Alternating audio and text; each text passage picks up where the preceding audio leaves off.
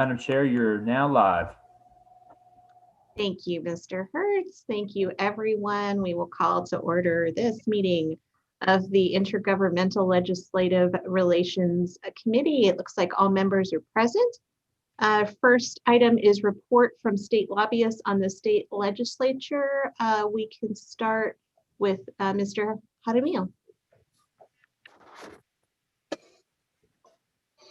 Thank you, Madam Chair, councilors, other members.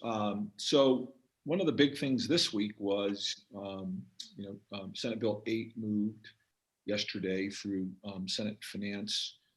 Or was it yesterday, day before? Sorry, my child had emergency surgery right that evening of the hearing, so I got kind of discombobulated. And so it'll be on the floor, and that is a big change to the Air Quality Act. It's going to allow the city of Albuquerque to address some of the poor air quality conditions in the South Valley that Senator Lopez is very concerned about. It's going to allow the city to also require diesels to pass emissions. Those are kind of two priorities that are local to Albuquerque. So Senator Worth continues to push that bill. That was the major, I would say that the major news flash. Everything else from the last week's list is still sort of humming along or moving along. There's a gigantic backlog in Senate Judiciary. Nobody really knows what's going to happen with that, frankly. So I think we're kind of watching that. Of interest to the city of Albuquerque is the cannabis bill, because that would provide GRT plus 4% excise tax. Could be a significant source of revenue for the city. That bill is still sitting in the Senate and Senate tax. It was supposed to be heard tomorrow. It'll be heard on Tuesday as the Senate tries to put its imprint on House Bill 12 to see whether that can get be the single bill that would be passed to Senate Judiciary, because there's about 4 bills right now. The idea that maybe one bill would be in Senate Judiciary that would combine various concepts and to move that forward. The civil rights bill continues to be is still sitting in Senate Judiciary. I don't think Senate Judiciary has heard House bills yet, so I think that's still in a waiting pattern. But with little over two, I guess almost 2 weeks, still a lot of time. Thank you, David. Are there any questions? If not, we will turn it over to Mr. Thompson. Joe. Thank you very much, Madam Chair. Hi, everybody. So I don't have much to report on capital outlay other than to say that I would expect that we would have a spreadsheet or something to review in 3 to 5 days. I know that the House and Senate have sent their member lists as well as their proposed statewide list to the governor's office for review. And I know they're reviewing that upstairs. So subject to a few changes here and there, but in general, that's all I have to report as it relates to capital, Madam Chair. Thank you. Any questions for Mr. Thompson or anything related to state lobbying or action items in response to those reports? Okay, well, hearing none, we will move on. Thank you very much to our state lobbyists. Of course, you're always welcome to stay, but you're also free to move about the country. Now we'll move over to our federal work, and we actually have a little bit of an agenda on this one. So let me just start by saying you got some things in your email, some of the documents that related to the federal priorities legislation that we passed late last year, including a spreadsheet of projects, about 25 projects that were attached to that bill at that time.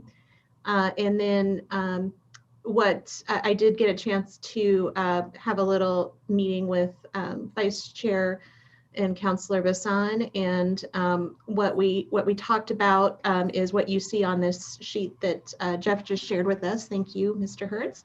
But basically, we just took the original list and categorized it into areas based on the federal department where the money would reside. And then I will turn it over to Mr. O'Donnell to talk a little bit about these projects and then also the concept of tiers. Mr. O'Donnell? Thank you, Madam Chairman and members of the committee. I want to confirm something with you before I start. The sheet that's on the screen right now that you just referred to, Madam Chairman, is the latest one that Tom Menicucci sent out this afternoon. Mr. O'Donnell, Madam Chair, yes, that is correct. Okay, thank you. Well, let me just say a couple things before we start. I just want to touch on a couple of things that are relevant to this list. First, the city in the House, this is the COVID legislation, which is finished in the House, currently under discussion and debate in the Senate. The biggest news impacting our interests is that the Senate has made a 7% cut to the local government funding for cities and counties.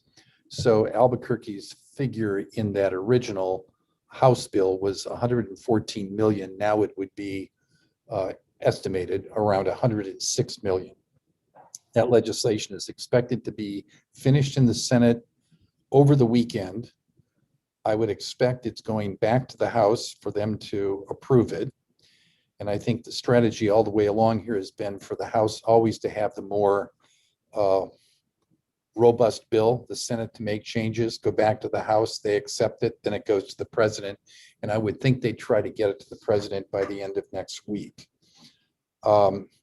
We talked a lot about earmarks last week, and I just want to say that we have not really got more to say about that subject at this time because frankly, there's not a whole lot more information about it, although we do know in talking to one congressional office that the form they've had for appropriations the past few years where it's been identify federal program accounts, they're going to have to amend that to include earmarks for projects. So we expect more maybe to come forward on that in the next week or two. I forgot what day it was this week, but it was earlier this week that the House Transportation and Infrastructure Committee Chairman announced that by April 14th, he would like to receive surface transportation project earmarks for HR 2. That's the reauthorization of surface transportation legislation. So that's something we can talk about in another meeting, but it's important to the city. And then I just related to the spreadsheet, Madam Chairman, that Tom Menicucci did. I went through there and looked at the projects, and I just want to tell you what categorizing them. It looks like we've got things that would be eligible, obviously, for grants, for appropriations earmark. And in one case, maybe a surface transportation earmark, depending on the urgency of that project getting completed in the city. And then there was one, I think it's the Route 66, which is not on the priority list or on the tier 1, but that one seems to me that it would fit under a surface transportation authorization earmark. Finally, just let me say that the question was raised last Friday about how Congressional District Number 1, the office, would work here once the incumbent resigns. And I've confirmed with Scott Forrester, who's the district director for the Congresswoman, that I think it's his expectation that he and Eric Werwa, who is now he's the chief of staff for the office here in Washington. He's been the legislative director. They're going to stick with the office until a new member is sworn in. And on earmarks, while Scott did not say, send us your earmarks, he said any earmarks that are sent to us, we're going to send to the two senators. I emailed Scott back this afternoon about the surface transportation earmarks. And Madam Chairman, I sent you an email earlier just mentioning that there may be a way to work with the new member once they're in office to advance an earmark request for surface transportation. I don't think this bill is going to get finished all that soon, because the big problem with this bill has been forever, who wants to raise the gas tax to pay for the infrastructure? And it's not just a matter of raising the gas tax this time. It's a matter of what other sources do we need to look at creatively, because you can't rely on the gas tax as in the long run, as cars are more fuel efficient and some cars are more electric vehicles are expected on the road.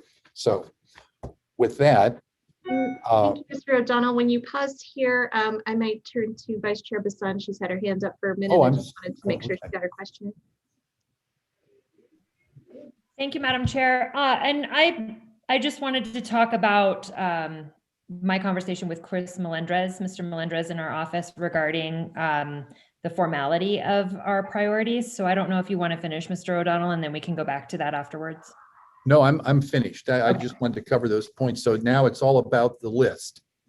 Okay, so Madam Chair, I spoke with Mr. Melendrez and Mr. Menacucci and we all have been conversing about the rules and the proper formalities of this. If indeed this list does change in any formal way, it must go back through council for approval and then approval by the mayor afterwards. So the discussion that we had is in regards to the tiers and the whether or not certain projects have more legs to stand on than others, in your professional opinion, Mr. O'Donnell, that you can, there's nothing saying that you can't go as our lobbyist and help out to encourage specific projects based off of your professional opinion. If we do something like this spreadsheet and turn it into a formal document for distribution, it must be approved by the council. Thank you, Councillor Bassan. Yes. So just to put a little finer point on it, I think the choice that this committee has to make is, do we just stick with the existing federal priorities list that we adopted and the council adopted late last year, and then allow our federal lobbyists to do their work as they always do? Or do we want to give them a little more direction through some other version of this list, which would then need to go through council? So, maybe just to be orderly about it, let's start with Mr. O'Donnell and say, if you had the original list of 25, would you be able to just use your professional judgment and advocate accordingly? Is that adequate direction from this committee? Without looking at the document at the moment, I would say, yes, I think we can. But I also would think that what we would need to do is get some feedback from our analysis to you. If the concern here is if you change anything on this list or add something, that would have to go back to council. Yes. You've just given us the guardrails within which to operate and drive. And Madam Chair, if I may. Yes, Councilor. Thank you.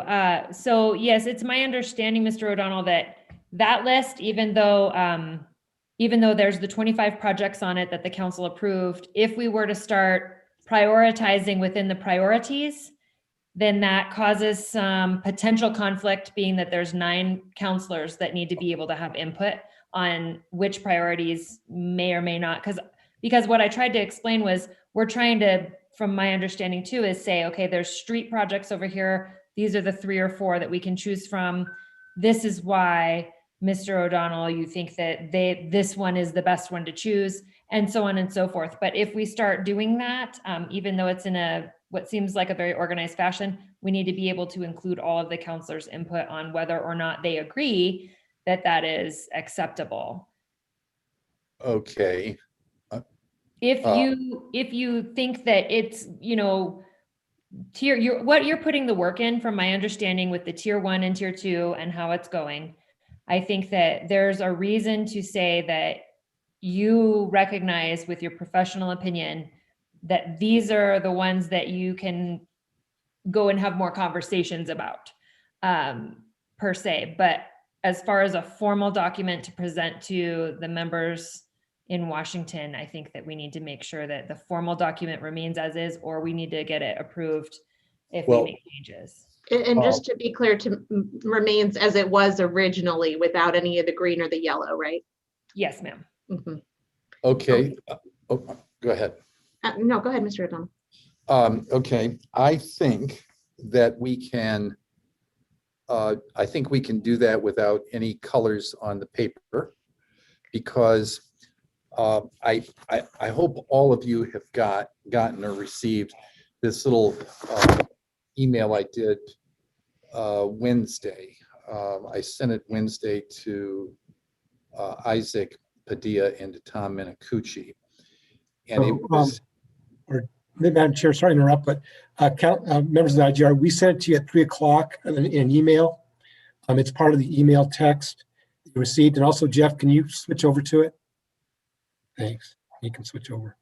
Also, and let me go ahead, John, sorry. Let me say this, Madam Chairman and Councilor Bassan, I'm mentioning this list, these earmarking factors now, because I think they address what you've just raised as a concern. If we have a list of 25 priorities, excuse me, I think for the work that Kyriakis and I are doing on this list, that these are the guidelines right here that the two of us use in determining whether a project is a grant application, is it stronger as an earmark? And of course, as we said last week, some of the earmarking for specific projects will be based on the amount of money and the information we have. And again, that goes back to these factors. And these factors are ones that Kyriakis and I use. We've developed it. It's how we screen what we're looking at. So I think there's a way to look at that list without colors and be able to determine what has the best opportunity for an earmark or a grant. Thank you, Mr. O'Donnell. Mr. Pagonis, you also had your hand up here.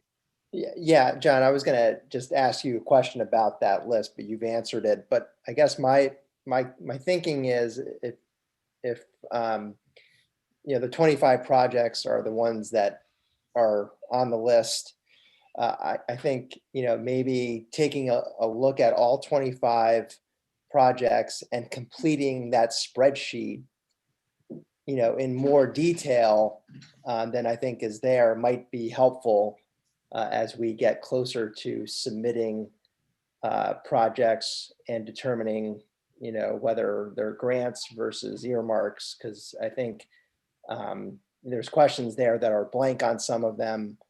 And so for us to really get a good grasp of those projects, I think having as much information as possible would be helpful in us coming to those conclusions. Thank you. That sounds like something our staff could certainly work on with you for each of the different projects. Mr. Minicucci, did you want to add something? Yeah, just basic, yes, and of course we are. It's like you said, that list is a list in progress, and so we will working with your staff to finish the details. But Madam Chair, the other thing too is that so officially the list that Mr. O'Donnell would work from would be attachment to the original resolution. So that's what's been approved. That's what we work from. This basically here is just a reference document for the city staff, the IGR members, and Mr. O'Donnell to refer to when looking for information on background on the list of projects in attachment to. Thank you. That's a great clarification. I still see hands up, and I can't tell if they go down at some point. But Mr. O'Donnell, did you have more to add? Oh yes, I was just going to say.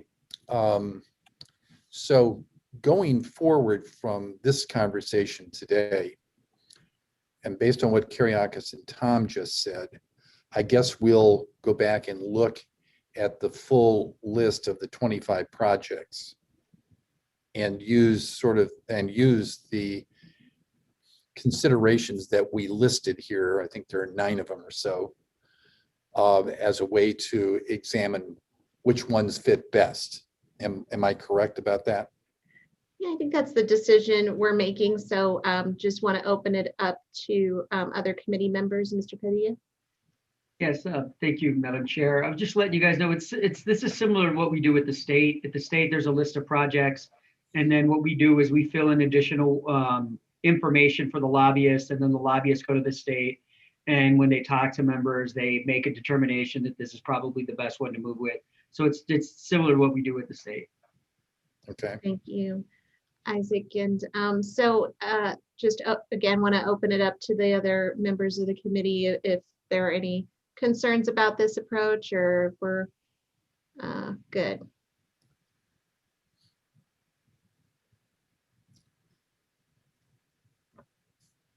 Okay. I think the silence is either Friday afternoon or it is everybody's excited about this approach. I'm going to take it as the latter. So we will ask staff to please continue working with the federal lobbyists to get any more details that they need on our 25 projects, and then we'll keep chugging away with our list that we passed at the end of last year. Any other matters in your report, Mr. O'Donnell, or any other questions for Mr. O'Donnell or Mr. Pagonis regarding our federal issues? No, I don't think so. I did go through the list. I looked very carefully at the list that was in the tier 1, and we'll discuss with Tom and with Isaac some of the specifics there about earmark, grant. Earmark is an authorization of the surface transportation. And we're going to this has been very helpful because I think we've got, as I said earlier, we've got the considerations that we need to make, and I think it will make it easy to justify why some projects may be longer term and some are more immediate. We'll try to stay away from those kind of labels, though. Great, thank you. Madam Chair. Yes, Mr. Minicucci. Would you want, because we have to get our agendas out early, would you want the federal issue to be back on next week's agenda? Or does the committee choose for that? I think we can keep our today? item about the report from the federal lobbyist, and then if there's anything to discuss on the project list, we can do that. Does that sound okay? Okay. Great. All right. Okay, any action items in response to federal funding project list or any other business? Mr. Pagonis. Thank you, Madam Chair. If a council member wanted to take a project off the list, does that require it going back to council? I believe so. Is that your understanding, Councilor Bassan? Yeah. Okay, thanks. Thank you. Madam Chair, any changes that are done to that resolution and the attachment that was approved would have to go back to council. Okay, Mr. O'Donnell. I do have one thing to add, and that is if the city decided that it wanted to seek an earmark in the surface transportation authorization bill, and I talked again to Eric and Scott about this, I would suggest that what we might wind up doing, and we may even do this for appropriations just to show some aggressiveness on the part of the city, is we might have the city send the appropriations, maybe the chair, the subcommittee chair, and the chair of the infrastructure and transportation committee, a letter from the city saying this is a project that we feel very strongly about and we would want to see it in the bill.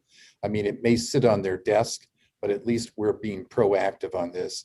And I do think when a new member is sworn in, we certainly intend to deal immediately with their chief of staff and legislative director to make sure that the appropriations that the city earmarks or the priority projects that were submitted by the city are in front of that staffer and the member of Congress immediately. So we can talk more about a letter from the city on those two matters off camera. Okay, well, thank you. All right. Mr. Pagonis, your hand's back up. Yeah, thank you, Madam Chair. Maybe this is a question for Isaac since he brought up the state process. Do you all rank projects priority, or because I know that in some cases, there will be a question that says, what is the priority of the projects that the city is submitting? Now, we could leave it blank. It's not like you have to answer that. But I was just curious about what the state, how you do it at the state level, if there's any similar sort of process. Mr. Padilla? Madam Chair, what we usually do is we have our list, we provide, so the list is voted on by the council, and then staff adds additional information to the list. So then when we go speak to the member, like the state house, state senate, then they kind of prioritize. So we at that Also, sorry to interrupt, in the state priorities bill for the last couple of years, we've actually had a section in the front that has citywide priorities and then all the other projects in the back. But since we didn't have that same structure for the council bill for the feds, I think we would not assign additional priority, except to the extent that, in your judgment, you think it's a priority. Yeah, what we can do is we can provide additional information, and then based on the information that you provide or the information that you get from the committee, at that point, then we help you, and you would help us make that determination. Mr. O'Donnell? I think, Madam Chairman, I think what may happen here was a good point that Kyriakis raised. I think what will happen here is based on the considerations that we think strengthen some projects for funding or for grants, there will be a priority that kind of emerges without addressing it as a priority, because some maybe have more readiness for funding. And then I think Isaac made a good point. Sometimes I think the elected officials have their own way of assigning priorities, which we live with. Yes. Okay, thank you. Any other discussion on this or any other topic? All right, if not, I'd like to thank our federal lobbyists. Things are flying fast and furious, and you all are keeping us on top of it. Thanks to Vice Chair Bassan and Mr. Minicucci for helping with this list situation. And everybody have a good weekend. Be safe. We'll see you next week. Thank you.